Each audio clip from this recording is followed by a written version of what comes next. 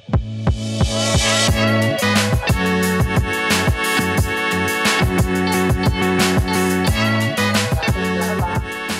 sahabat saksi dan korban. Ya, hari ini podcast Rumah Aman LPSK ini masuk yang episode ke-10 ya. Dan di episode ke-10 ini ada hal yang berubah, ada yang baru ya. Kita on the spot ke mana? Ya, sekarang Rumah Aman podcast di Rumah Kaca.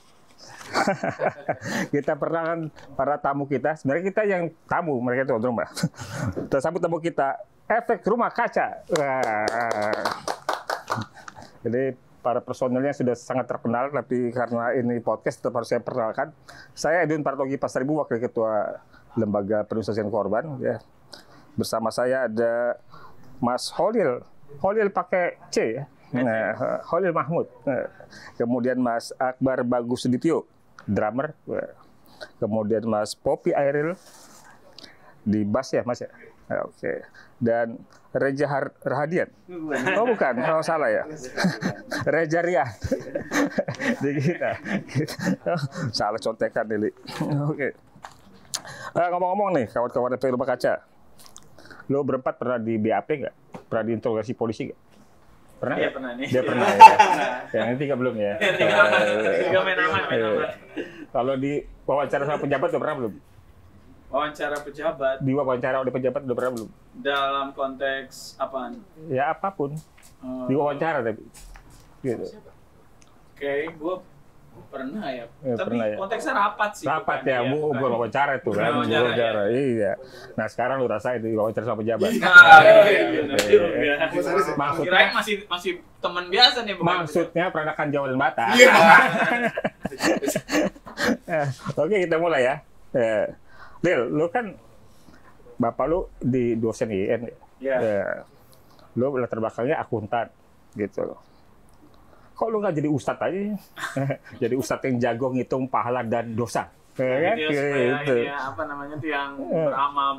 Iya. Apa namanya? Kok ada akuntan yang jago nyanyi gitu? Nah, itu dia tuh. Terus lebih ke ngakalin orang tua aja sih biar bisa ngeband. Jadi kuliah yang kayaknya masa depannya menurut orang-orang zaman dulu masa depannya cerah. Akuntan kan menurut orang betul. masa depannya cerah. Betul, apalagi tahun 90-an ya. Ikutin kelar apa namanya kuliah, kerja sebagai akuntan juga ternyata lebih cerah. Main musik ininya, kebahagiaannya.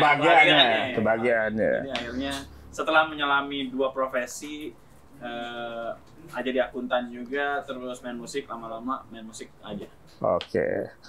Ngomong-ngomong waktu lu jadi akuntan, lu kalau mimpi kotak-kotak nggak? Kayak Excel gitu? Ada. Aja belum balance lagi nih, pikiran. Mimpinya beda sendiri tuh, kotak-kotak. Ini Mas Akbar. Mas Akbar ini katanya adiknya, kakaknya Indra Bekti ya? Siapa? Kok nggak mirip ya? Mirip, karena anak pertama pasti mencoba-coba. Jadi belum lihai katanya. Kalau Indra Bekti kan presenter, ya kan? Ngomong-ngomong punya IO keluarga nggak, perusahaan IO keluarga ya? Sebagai. Nah. Sayangnya, dia IO-nya bikinnya sama teman-temannya. Oh gitu. Jadi malah kita nggak dilibatin. Mungkin di ATKKN. Iya. Nah. Sana dia. Nah ini Mas Poppy. Iya. Mas Poppy ini katanya vegetarian ya? Iya betul. Betul ya? Iya. Luar biasa. Kok nggak kurus ya? Maksudnya? Dulu justru kurus, sebelum vegetarian malah kurus. Oh gitu? Iya, karena cocok-cocokan kayaknya ya. Oh gitu ya. Gue punya teman vegetarian. Iya. Yang lu semua pasti kenal. Waktu dia diperiksa dokter, kata dokter dia kurang gizi. Oh. Gitu loh. Setelah itu dia nggak vegetarian lagi. Oh gitu. Jadi gue juga cukup kaget dan direktur abdes restoran kita edit ya. Itu katanya kurang gizi gitu dokter. Karena ketika itu dia vegetarian gitu. Yeah. Katanya lu bukan Amerika ya? Iya. Holil. Enggak lu. Kopi. Diajak sama Holil jadi aku masih ada visa jadi ya sekalian. Mau ngapain? Mau konsultasi sama Algor apa mau? Dari Bukannya siap ditanyain Jati loh. Mau ini aja sih sebenarnya apa ya? pengen tahu aja residensi aja di rumahnya Holil sama Mbak Irma gitu. Oh iya. Ngapain terus bikin sesuatu juga di sana mungkin ya kalau. Iya. Gua pikir mau konsultasi sama Agor soal rumah kaca itu seperti apa. Nanti bisa mampir ke beberapa tempat ya. Ke arah situ. Tapi ngomong-ngomong itu rambut asli ya?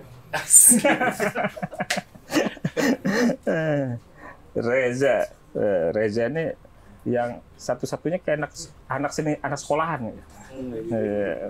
Gitu. Kita putus sekolah semua. Iya, putus sekolah semua, kasihan banget dulu. Za, boleh tanya nggak ya? Menurut lo bedanya seniman sama filsuf tuh? Waduh, bener-bener ya. Kalau dulu sih zaman belum banyak spesialisasi tuh seniman tuh banyak merangkap kan ya kayak Leonardo da Vinci atau siapa sih yang perumus si Aritmatika Pitagoras kan matematika dan dia juga merumuskan skala yang jadi dasar-dasar musik barat gitu. Jadi diatonik scale itu. Nah, tapi kalau di zaman sekarang sih kayaknya sih jarang sih ya. Karena sudah banyak spesialisasi kan kayak kalau dulu. Jadi intinya bedanya apa antara filsuf dan seniman? Nah, kalau mungkin perbedaannya mungkin bedanya kalau seniman menghibur, kalau filsuf buat pusing.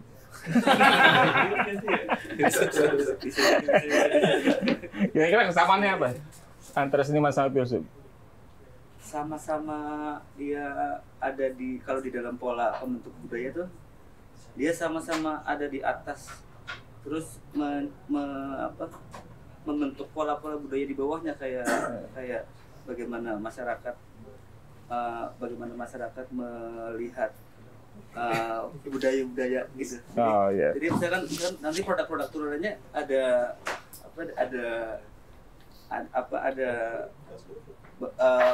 paradigma yang ada di masyarakat itu. Lu belum pernah dengar kan? Lu belum pernah dengar kan? Belum. Untung gua tanyain lo. Kayak misalkan kalau menurut gua sih samanya antara filsuf sama seniman tuh satu hal, sama-sama ngeyel. Kayak misalkan kalau di dalam produk teknologi kan dia bisa walaupun dia ada di hilir gitu ya. Dari suatu produk ekonomi ditambah dengan teknologi, tapi dia saat ada produk teknologi baru biasanya dia bisa merubah ekonomi juga. Misalkan ditemukan handphone, terus dia akan merubah pola-pola ekonomi dan pada akhirnya lebih spektrumnya lebih gede lagi. Itu siapa? Itu seniman atau filsuf? Keduanya. Iya. Ini makin dia jelasin nanti kita makin bingung. Iya, jadi lagu yang mana itu adalah produk teknologi juga sebenarnya. Itu sebenarnya dia bisa merubah juga. Sama kayak produk-produk lain. Oke, kita punya sesi khusus kayaknya. Gue mau tanya sama Holil sama Akbar sebagai senior dan pendiri nih. Gue penasaran gue aja nih. Kenapa sih lu ngasihnya nama grup band ini Efek Rumah Kaca? Gitu. Jadi itu ada pengaruh apa? Ada karena lu sering ke Amerika ketemu Agor, ada pesan-pesan gitu. Dulu kita cuma rumah Ciputat Kuningan aja. Kerja dari rumah kerja di Kuningan atau dulu kuliah di Kuningan juga. Jadi berkisar antara itu, dan itu di tahun 98 mulai bikin lagu berdua dengan Adrian membebas. Lalu 2001 sama Akbar, bertiga mulai berlima sebenarnya, mulai ngeband. 2003 mulai jadi bertiga tuh. Tadi 2001 berlima, jadi 2003 malah menyusut, 2 orang hilang.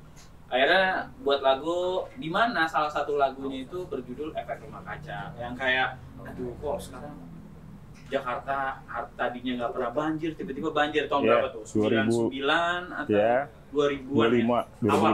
2005 ya? Ya itu pokoknya yang landmark, tenggelam, itu pertama kali kan yang kita kaget. Terus mata pelajaran biologi atau apa tuh yang ada dulu geografi ya, mungkin juga apa namanya musim hujan dari bulan April sampai musim panas April sampai Oktober sampai April tuh hujan gitu ya. Itu mulai berantakan. Berantakan itu kayak baca-baca efek rumah kaca ya. Oke. Penyebabnya perubahan iklim. Terus ya udah buat lagu lah soal itu gitu ya.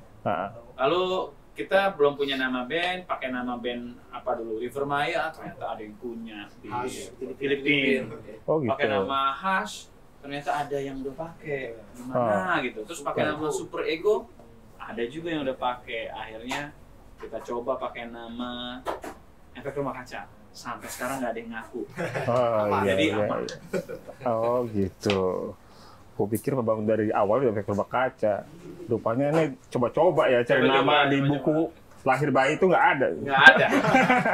Sama udah diekspor karena takutnya kalau bikin nama lagi takut ada yang sama gitu. Iya.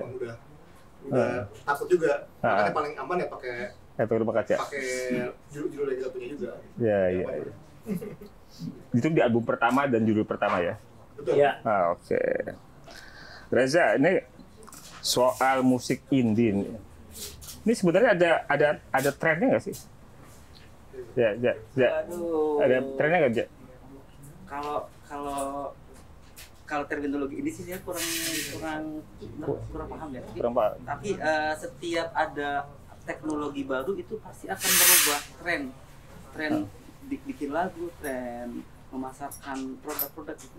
Kayak misalkan dulu tim produksi musik pasti kan gede banget. Ada yang jadi arranger, ada yang jadi mixing, ada yang audio engineer gitu ya. Kalau sekarang tuh musik production tuh teknologinya hanya di dalam laptop aja. Yang mana musik digital audio workstation-nya tuh hanya satu layar doang. Jadi terminologi musik producer juga berbeda gitu.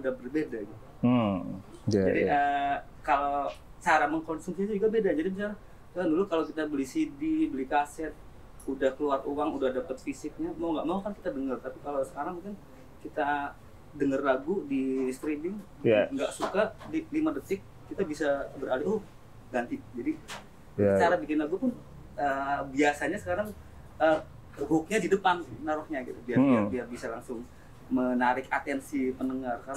Karena kalau di depan udah nggak menarik, ada ribuan lagu lain yang siap nanti untuk kita klik. Jadi makin menantang lah ya. Kalau nggak bagus, nggak keren, itu nggak bakal denger orang. Karena pilihannya banyak ya. Iya kayak sebenarnya mirip kayak teknologi TV dulu. Kita nonton TV kan kita punya banyak pilihannya, tapi mungkin 10-11 pilih stasiun. Tapi kalau kita nonton ke bioskop, udah pasti mau nonton kan. Karena terbatas. Suka nggak suka kita udah beli tiket. Kita harus nonton juga gitu. Oke. Tapi kalau sekarang lebih dari TV, misalnya karena sehari ada ribuan lagu keluar. Jadi gimana caranya biar lagu kita yang kita bikin punya kekuatan dari depan mula, detik pertama langsung menarik. Jadi lebih taktikal mungkin kalau sekarang bikin. Kalau dulu kan mungkin bertele-tele di depan, intro lama. Sekarang jarang kayak gitu. Ya. Cara mendengarkan kayaknya penjelasan anak sekolahan banget ya. Poppy, ini soal proses kreatif visual sampul album itu seperti apa di Efek Rumah Kaca? Efek Rumah Kaca, ya memang belakangan beberapa semenjak gabung di Efek Rumah Kaca dari editional juga sudah minta referensi gitu ya dari teman-teman Efek Rumah Kacanya. Yang pasti sih pertama memang harus membedah lagunya dulu. Jadi tahu isinya apa, nanti dari visualnya bisa disampaikan hal yang sama gitu, nggak terlalu jomplang dari lagu aslinya. Nah, pemilihan senimannya juga menjadi pertimbangan juga. Kadang-kadang ada beberapa yang nggak sesuai gitu, jadi ada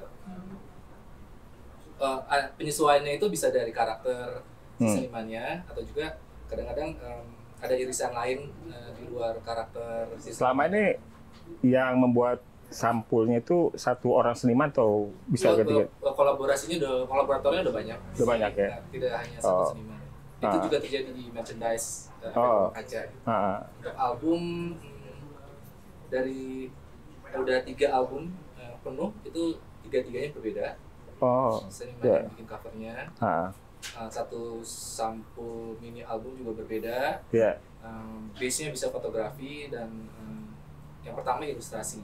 Jadi album pertama ilustrasi, yang kedua fotografi, yang ketiga itu memainkan pattern. Jadi ada ilustrasi yang suka bikin, dia lebih geometrical karakter ilustrasinya. Jadi dibikin pattern, si covernya itu berlubang-lubang atau cut out gitu. Ya. Kalau untuk konsep video klipnya seperti apa? Video klip sih masih bareng-bareng juga semua. Jadi memang hasil brainstorming bareng-bareng. Tapi penentuan sutradaranya juga dipilih ya.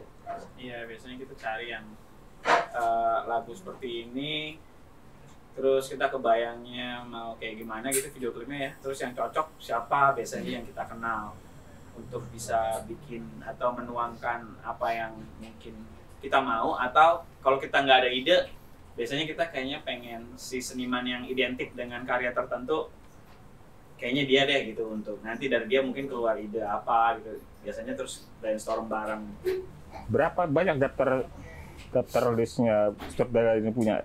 Enggak banyak. Kita juga punya keterbatasan dana juga, jadi cuma ngeliat-ngeliat aja lagu-lagu yang kira-kira cocok sama siapa, terus kita approach, kalau dia mau ya kita kerjain bareng. Kemudian Holil, ini kan banyak syair-syair yang tentang tema sosial, kritik politik ya. Itu lu dapat inspirasi di mana tuh? Di toilet kah? Apa di awal-awal sih, dari banyak baca berita gitu ya.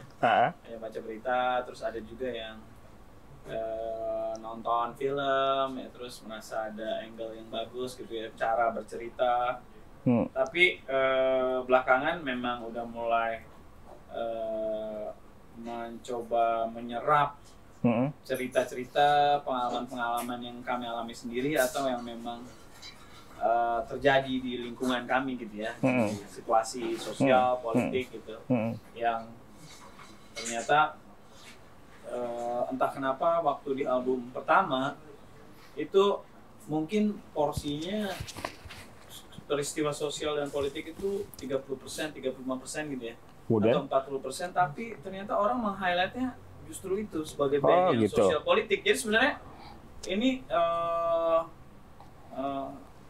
padahal cuma 30% ya? Iya, paling cuma 40% lah paling. Akhirnya 60% masih Cinta Melulu. 60% ada ya yang hubungannya, ada lagu cinta ada 2 atau 3 gitu ya. Terus lagu yang ada lagu lingkungan kan, ada tema lingkungan, lagu apalagi ya, soal gaya hidup lah gitu ya. Ya.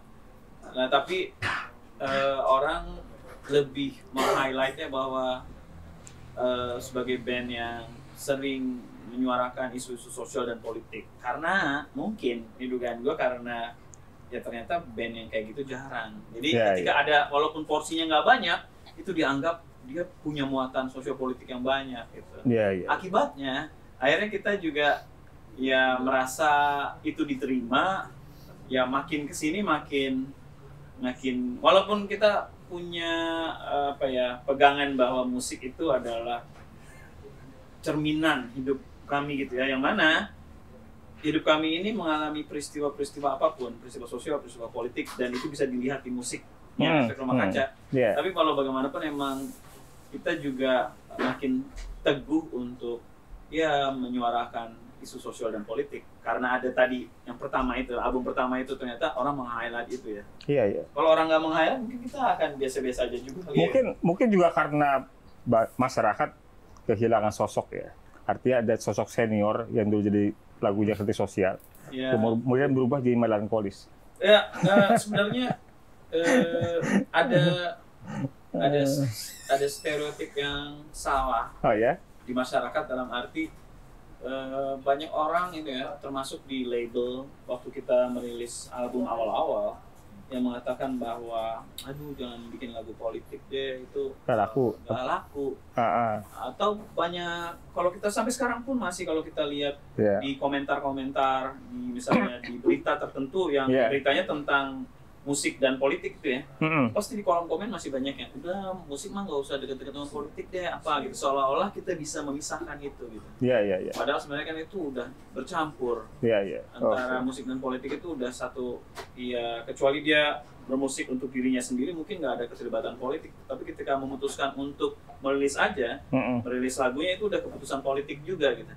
Nah dari situ saya merasa kayaknya jurusan kuliahnya politik dan arts. Nah, ya saya merasa itu banyak salah kaprah, dalam artian tadi yang dibilang bahwa musik berbau politik itu nggak laku, padahal band yang terbesar pada saat itu Iwan Fals isu sosial politik, Slang juga isu sosial politik pada saat itu ya, itu kan artinya sebenarnya ya marketnya ada, kalau memang mau dianggap itu market gitu ya, itu marketnya ada gitu. Jadi emang pendengarnya ada, dan mungkin karena nggak ada orang yang banyak gitu ya menulis pada saat itu waktu Efek Rumah Kaca hadir 2007, jadi ketika ada dengan porsi yang nggak banyak pun jadi dianggap punya muatan politik yang banyak. Jadi keteguhan pendirian pada syair atau lirik kritik sosial ini ternyata membuahkan hasil. Iya, kalau dibilang bahwa itu ternyata bisa jadi trajektori untuk punya peta dalam kita bisa memetakan diri kita dalam khasanah musik Indonesia, iya. Oke. Mas Akbar, ini gimana proses kreatif membuat lagu di Efek Rumah Kaca ini? Katanya dimulai dari aransemen dulu, bukan lirik dulu. Katanya betul, begitu ya. Betul. Iya, saya agak kaget juga nih. Bayang saya sebagai awam, bayang saya dibikin lirik dulu, baru cari aransemennya. Ini gitu. Memang musiknya dulu. Jadi berangkat dari dulu tuh zaman masih mau punya album pertama kan kita sering banget latihan. Latihannya tuh udah sekitar 200-an kali mungkin latihan. Terus dari berlima sampai 3. Manggung. Jadi dan memang metodenya selalu seringnya tuh kita punya nada atau punya notasi gitu yang dihadirkan, selalu bahwa ada notasi atau Adrian atau siapapun yang ada itu, kita mendesain,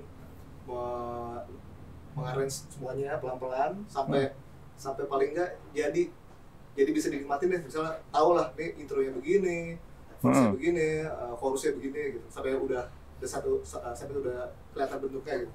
Nanti dari situ nanti baru biasanya emang Holil yang paling sering nulis semua lagu, itu baru pelan-pelan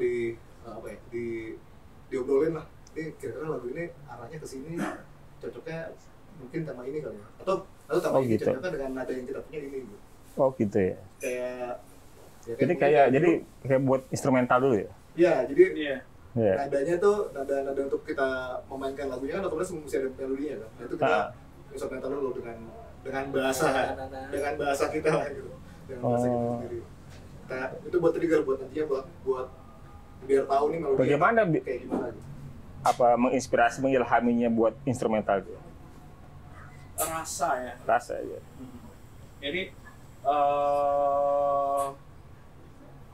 misalnya gini ya, kalau ditanya mungkin nggak lagu di udara itu musiknya itu ya jadi lagu lain, mungkin aja karena itu lagu udah ada duluan, liriknya itu belakangan. Tapi kita punya, Munir tuh ternyata sosok yang seperti itu ya, kok kita nggak tahu ya selama ini ya gitu ya. Maksudnya kita dengar, baca di koran, nonton di TV cuma waktu konvers aja kan. Tapi gue terinspirasinya waktu itu dari film Garuda's Daily Update. Oh, dia masa kecilnya gitu. Oh, ternyata dia menggalang buruh dulu di ini. Oh, untuk melakukan banyak hal yang mungkin kita menerima manfaatnya, gitu ya. Kok kita nggak tahu nih bisa gitu ya. Dan merasa bahwa perlu nih ditulis gitu. Lalu suasana apa yang mau kita bawa? Kemarahan karena kok bisa orang kayak gini yang memperjuangkan hak-hak orang-orang kecil gitu lah ya, itu kok dibunuh gitu. Jadi kan kita perlu kemarahan, apa kita yang stok lagu apa yang kita punya nih? Oh punya lagu ini, terus yang kayaknya cocok tuh yang ini dong. Oke, itu lagunya gimana? Lagunya itu punya suku kata segini, verse-nya, ref-nya sukunya gini. Oke.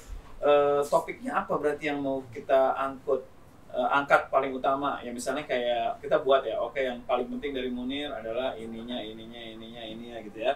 Terus yang mau kita stressingnya adalah pokoknya Munir mati akan muncul Munir lainnya. Oh gitu. Oh berarti gak pernah mati dia. Oke, berarti itu kita hooknya itu paling ref ya, refrain kita tulis.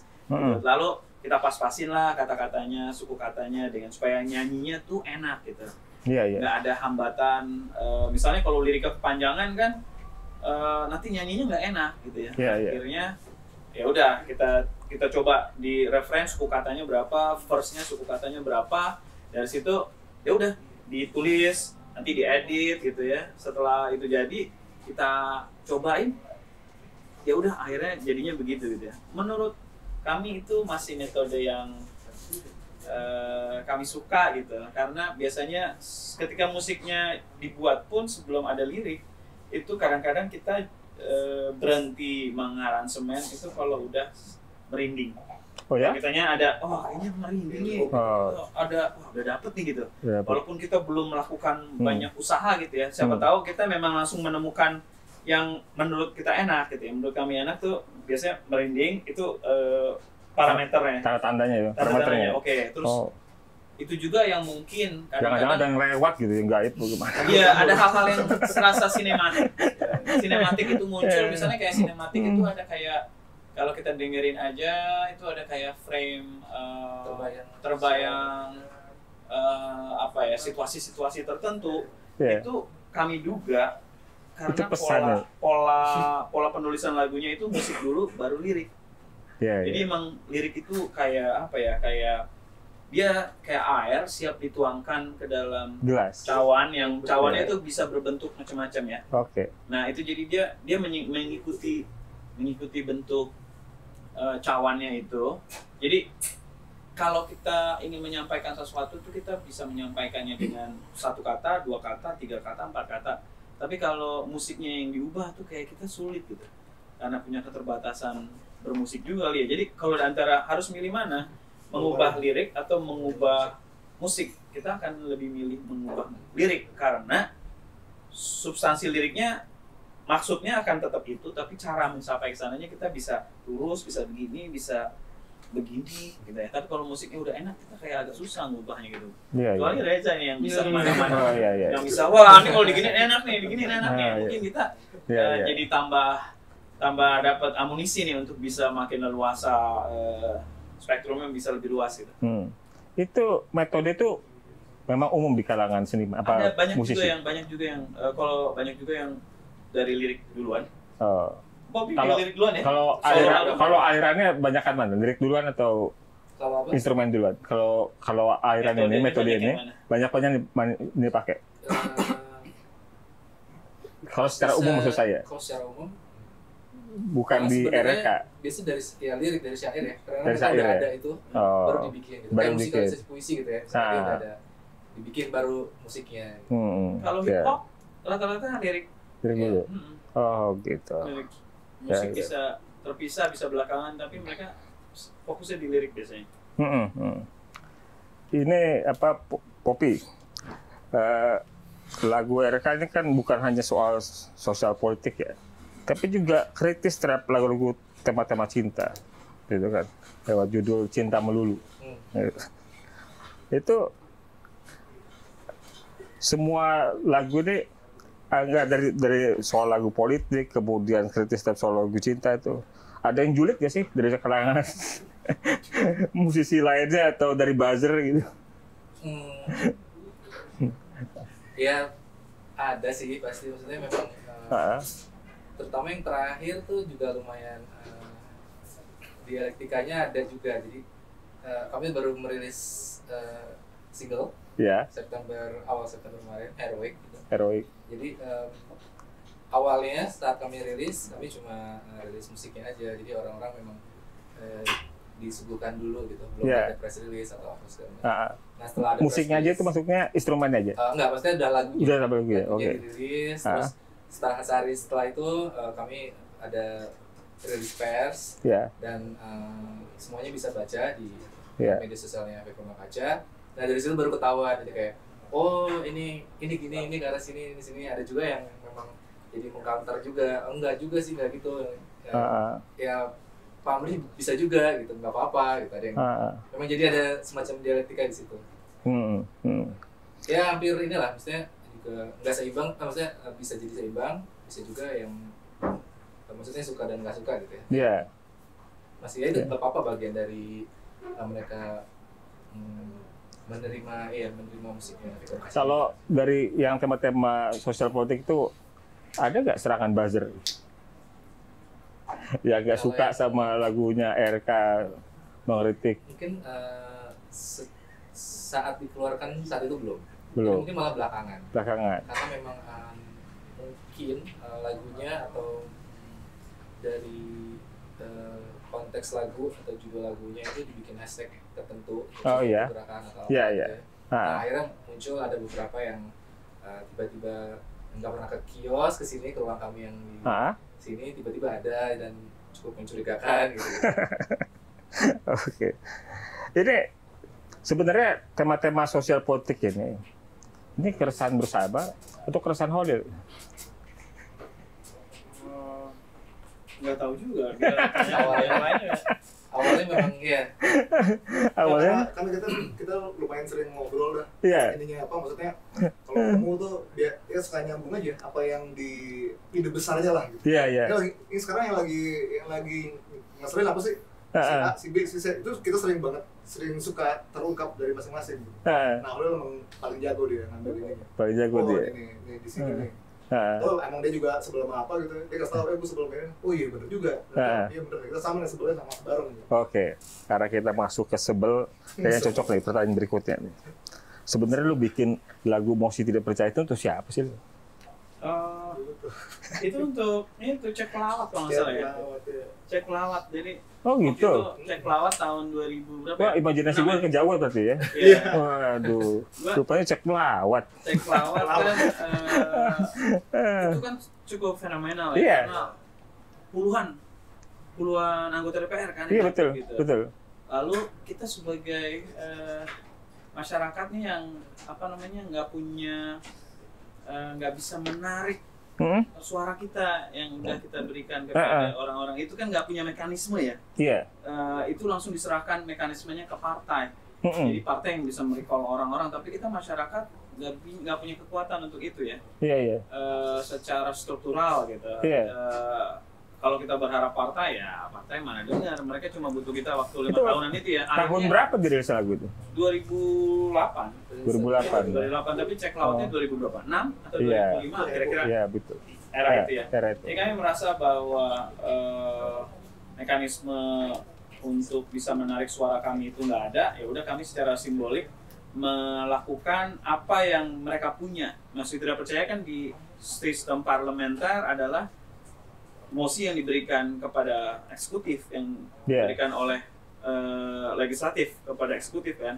Ini kita rakyat yang memberikan kepada legislatif. Mosi Tidak Percaya itu karena kita sebel, gila 45 atau 50 orangan gitulah ya. Betul. Cek Pelawat itu jadi itu benar-benar mempertontonkan ya budaya koruptif ke depan umum dan memalukan lah.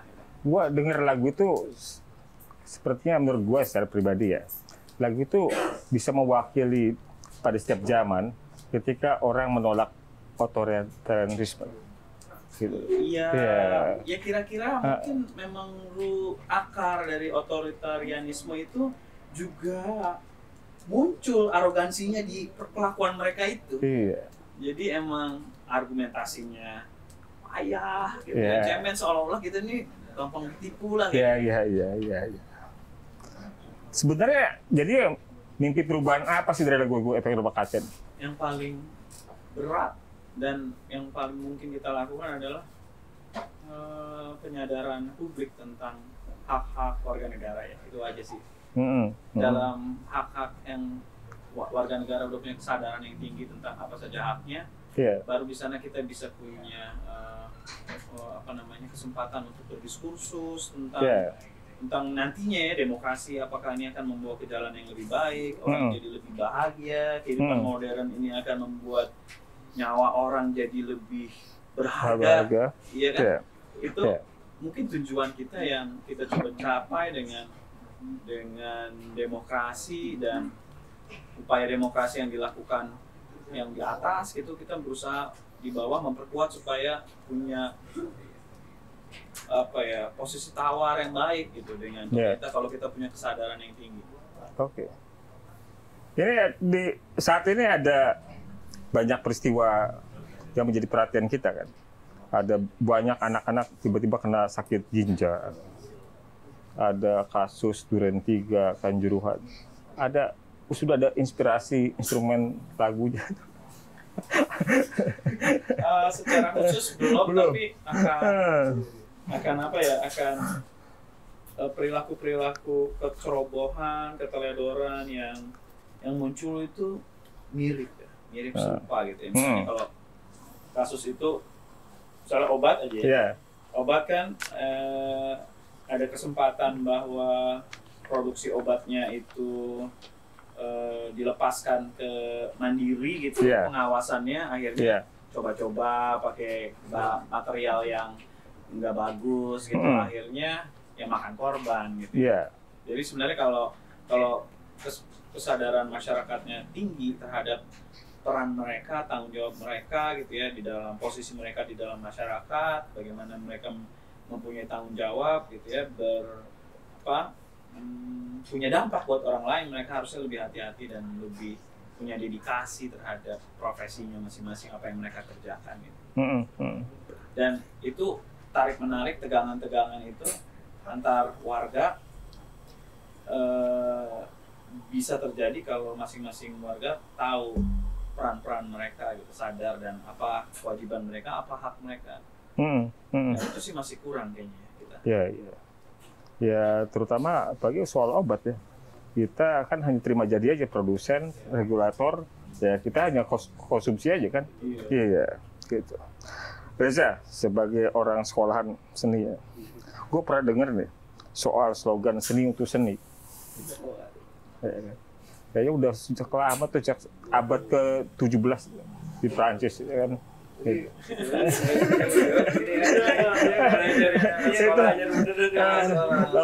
Slogan seni itu seni, kalau menurut lu seperti apa sih? Gitu. Jadi sebenarnya itu seni untuk seni atau seni untuk perubahan, seni untuk mendorong membentuk moral atau menggerakkan orang lain? Itu ya pilihannya yang mana menurut lu? Gue juga baru baca tadi.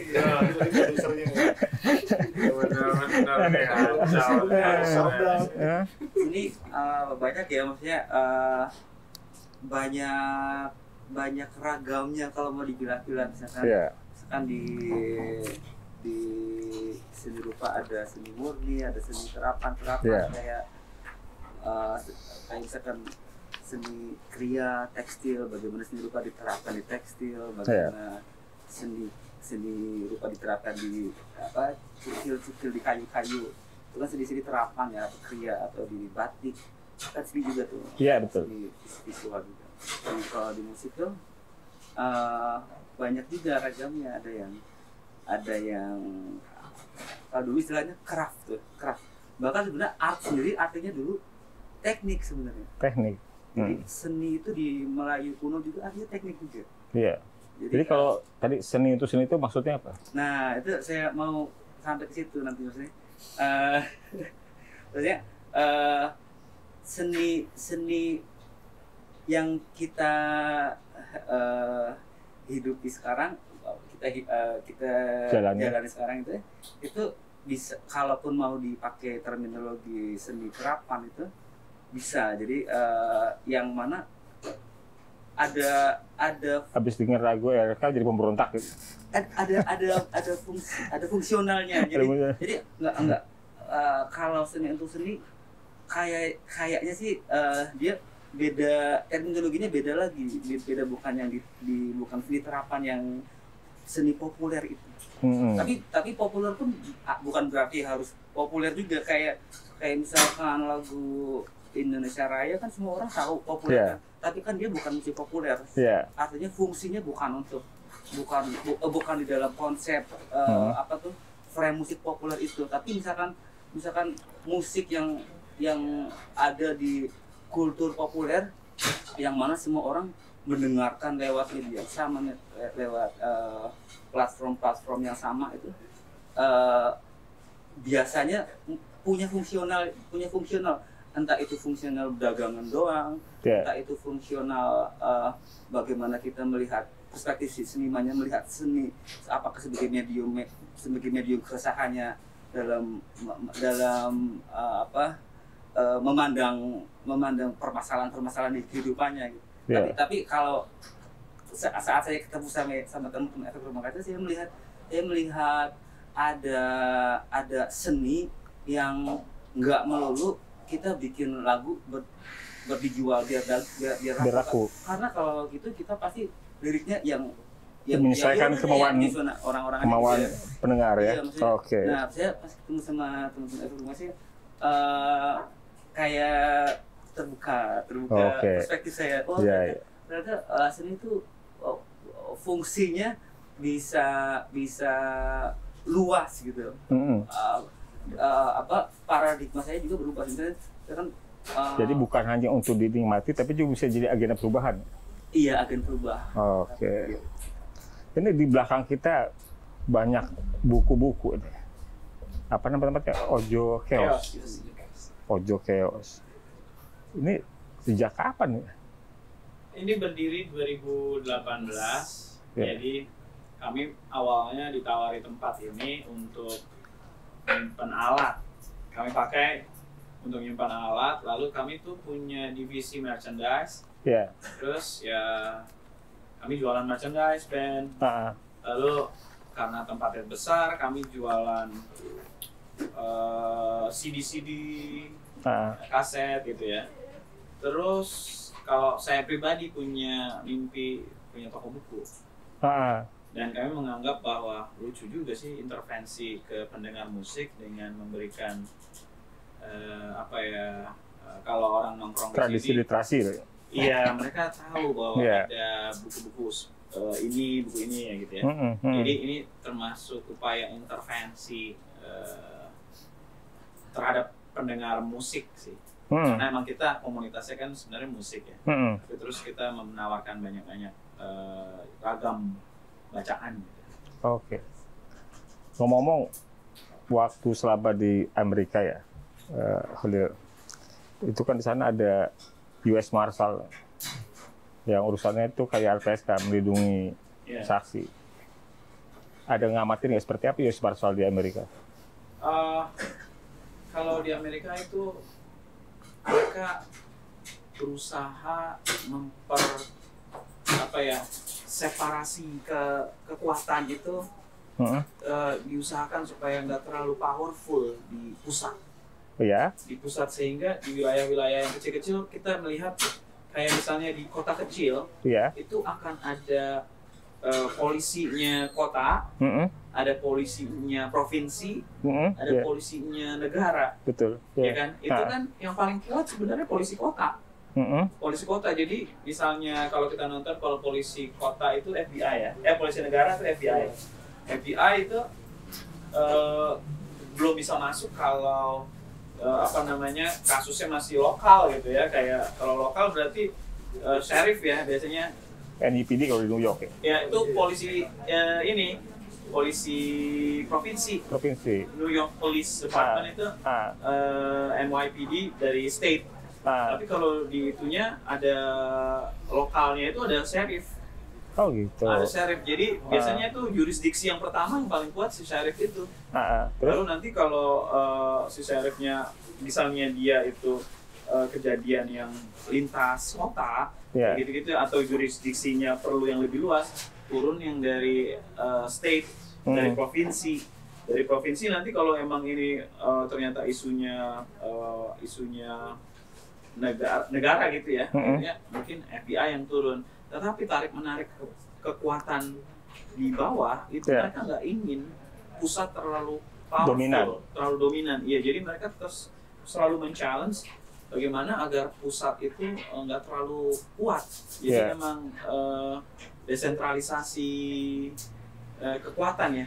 Law enforcement juga terjadi gitu, sehingga kadang-kadang apa yang diputuskan oleh pemerintah pusat belum tentu dimakan seluruhnya oleh pemerintah provinsi kan, ya kan, jadi masing-masing provinsi otonom juga, punya kemampuan untuk mengikuti mana aja stream yang, misalnya kalau di Amerika ya, yang pemerintahnya sekarang blue, tapi kalau yang provinsinya red, dia punya kebijakan yang mungkin sedikit berbeda dengan yang ada di negara gitu. Oke. Akbar, ini ada data BPS ya, Badan Pusat Statistik. Di Indonesia nih, yang jadi korban tindak pidana itu tidak lebih dari 25% yang lapor polisi. Gitu. Ini kan sahabat penerka kan banyak banget ya. Gitu. Kalau jadi sahabat saksi dan korban luar biasa. Gitu. Bagaimana? Kenapa ya? Atau bagaimana juga? Kenapa orang sampai korban tindak pidana cuma sekitar 25% yang lapor polisi? Ya berarti ada yang salah. Ada yang salah ya. Institusi itu ya. Nah, stigmanya sudah sangat melekat. Stigma yang negatif terutama. Misalnya malah jadi susah kalau ke polisi. Misalnya kayak orang kehilangan motor gitu, pas lapor polisi malah ada yang diduitin lah katanya. Harusnya malah kayak gitu, malah lebih susah jadinya. Udah kehilangan, udah lapor, bahkan nanti begitu lapor kalau mau dikerjain kasusnya mesti ada tambahan lagi biaya. Itu belum ketemu. Nanti kalau yang udah ketemu aja, nanti mesti nembusnya lagi biayanya. Jadi ini belum udah banyak sekali hal yang negatifnya gitu. Ini udah sangat mendarah daging sebenarnya di institusi ini ya. Dan itu udah dari zaman dulu, mungkin dari zaman ayahnya ayah saya mungkin udah kayak begitu kan. Dan itu sampai sekarang nggak pernah ada perubahan yang berarti. Nah mungkin dengan ada kasus yang sebesar ini yang sekarang lagi beredar ini, semoga sih ini mengguncang mereka nih harusnya untuk segera berbenah banget. Iya, menarik tadi kata Akbar, stigma ya.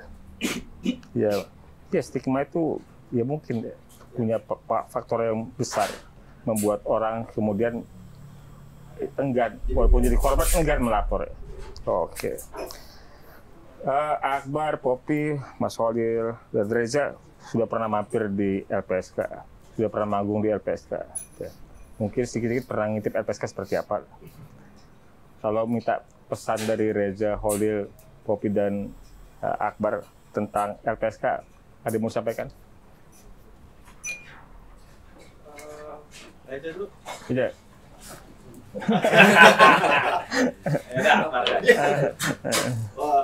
Kalau menurut saya sih sangat penting LPSK itu ada, karena ini buat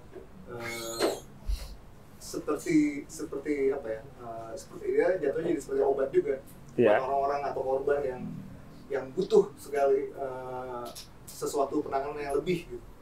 Dan LPSK sangat bisa memberikan alternatif untuk mereka jauh bisa lebih terbantu dalam banyak hal.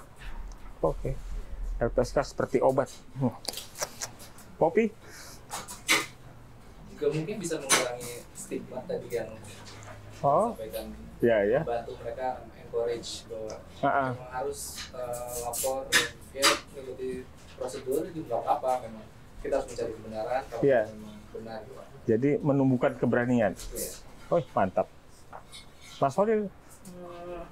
Ya, apa namanya itu konsisten dengan tadi yang saya katakan, ingin punya cita-cita semua masyarakat kita hidup dengan level pemahaman yang sama dengan tentang kewajiban dan hak mereka. Ini mereka punya hak untuk jika mereka sebagai saksi dan korban gitu, mereka punya hak untuk difasilitasi, dilindungi sebagai upaya membawa satu kasus menjadi lebih terang benderang gitu dengan biar mereka lebih terlindungi itu sih. Jadi kan sehingga orang-orang nggak bisa memanfaatkan LPSK dengan baik, dalam artian nggak ragu juga untuk, kadang-kadang orang udah jadi korban tapi masih takut gitu. Itu kan jadi kasihan double gitu. Yeah. Jadi itu perlu juga untuk banyak orang tahu fungsi LPSK dan supaya bisa imbang lah gitu, kekuatan yang tadi balik lagi separasi kekuatannya itu bisa imbang antara masyarakat dengan penguasa. Wah, ini udah jadi, kalau di undang-undang udah jadi pembukaan dasar menimbang politik hukum ya kan, menyembuhkan, membuat keberanian dan mengungkap perkara. Ya. Reza. Saya sudah membaca situasi sih dari kejadian-kejadian misalkan di mana LPSK terlibat gitu, kayak kasus Ferdy Sambo, gitu. Kayaknya masyarakat kita sepertinya tuh toleran, tapi toleran dalam hal ini terhadap kesalahan kan? Iya. Permisif. Akhirnya permisif, akhirnya jadi ya udah deh biarin deh gitu. Terus misalkan bahkan saat warga jadi korban pun ya udah nggak apa deh. Nggak ada yang hilang atau nggak sampai meninggal gitu. Jadi toleran terhadap kesalahan dalam tataran yang lebih serius, kejahatan itu misalkan kayak seperti kanjuruhan atau bagaimana Ferdy Sambo, kalau dia nggak, mungkin kalau keluarganya nggak sampai memaksa untuk membuka peti untuk melihat wajahnya itu, terus akhirnya jadi viral itu mungkin nggak akan terbuka juga. Jadi sepertinya peran LPSK di sini sangat penting untuk mengikis rasa permisif tadi, jiwa-jiwa permisif terhadap kesalahan apalagi dilakukan oleh tangan-tangan negara. Oke, thank you. Semoga tidak ada ketakutan. Ya udah, kita harus apa yang sudah dirampas oleh tangan-tangan negara itu, kayak entah itu takut, entah itu permisif, itu harusnya sih bisa ditangani. Oke, thank you. Bagian terakhir ini terasa mendengar pengajian. Mendapatkan pesan-pesan religius. Ya. Sama seperti ketika saya dengar lagu Putih, itu wow, jadi pengen rajin sholat. Oke, sahabat Dasaksi yang sudah kita bersama-sama dengarkan ya, perbincangan kami dengan kawan-kawan dari Rumah Kaca, Mas Holil, Mas Reza, Akbar, dan Kopi. Tentu ini pembicaraan yang menarik. Semoga kita semua bisa mendapatkan sesuatu ya yang bermanfaat dari pembicaraan ini. Dan tunggu lagi podcast Rumah Aman dalam episode yang lain dengan tamu yang berbeda. Terima kasih. Thank you, bro. Terima kasih, Pak.